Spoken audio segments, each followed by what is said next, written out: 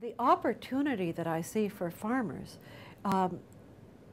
is something I've been harping on for years. Differentiate, differentiate, differentiate.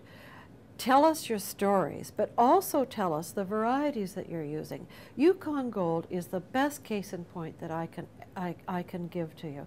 It is a premium potato. We know it. The consumers around the world know it, that Yukon Gold is an amazing potato. Why? Well, because it wasn't just put into a basket and sold, and here's a potato from Ontario, or here's a potato from Idaho. Big deal. It really was a quality potato, and they branded it as such.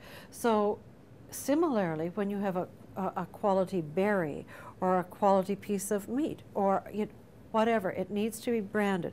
Not only from the point of origin, which I think is also very important, and that's not something it's just starting to happen here now in Canada. It has happened in Europe for years, but we also need to name ingredients by their variety. And then I will go back to that store or that market and find that particular ingredient, if I liked it, and I'm assuming that in fact a Chantenay carrot will be better, because I know that in fact that's the best flavored carrot because a researcher in Nova Scotia told me it was. How do I find them? I can't. They don't exist in my grocery stores. And when farmers start to do that, then they will be able to charge more, and we will start to pay what our food is worth, because the low price of food is a really big problem.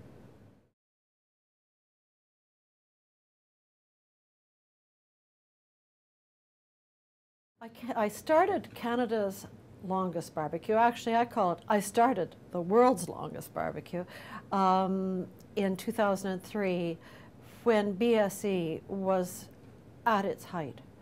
I was sitting at my dining room table doing my dissertation and for a master's degree in gastronomy, which I took from the University of Adelaide in South Australia, actually.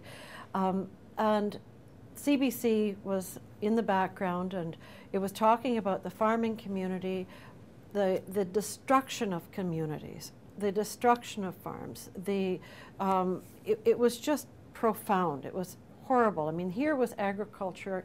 The borders were closed. The agriculture was in utter crisis. It was in disarray. At the same time, I was reading John Ralston Saul in a book he wrote a number of years ago called The Unconscious Civilization. He talked about the duties of the citizen, and he framed it around the fact that really we can't mind our own business. The duty of the citizen is to be active and to be cognizant of the common good, but we cannot sit back. And it really goes along hand in hand with June Callwood's statement that there is no such thing as an innocent bystander. So I thought about it, and I thought, okay, so what can I do? I'm one woman in central Ontario, very small town central Ontario, but I have a computer and I have connections.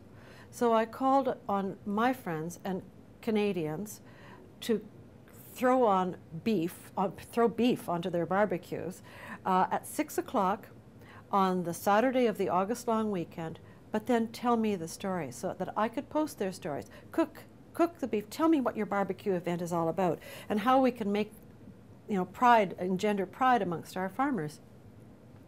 And that's what happened. And I was so surprised because we had thousands.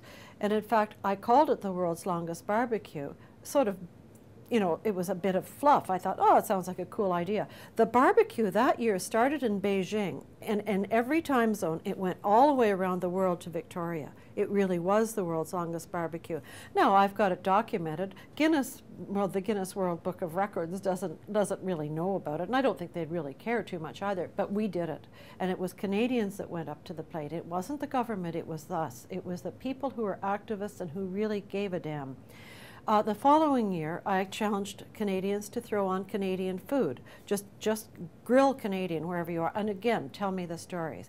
And the following year, and the following year. And this year, I will do the same. And I expect that the stories will be as exciting. Last year we had women who were at a nursing camp up in Old Crow in the Yukon, and they barbecued king salmon that they had fished out of the Porcupine River, and they had a wild cranberry cheesecake with mossberry coulis. It was fabulous, and they had hand gathered a lot of Labrador tea. The community is dry. I mean, it's a fly-in community. We had people from Prince Edward Island. We had people from downtown Vancouver. And so the same thing will happen. And again, it's raising the awareness. And we can do it if we try.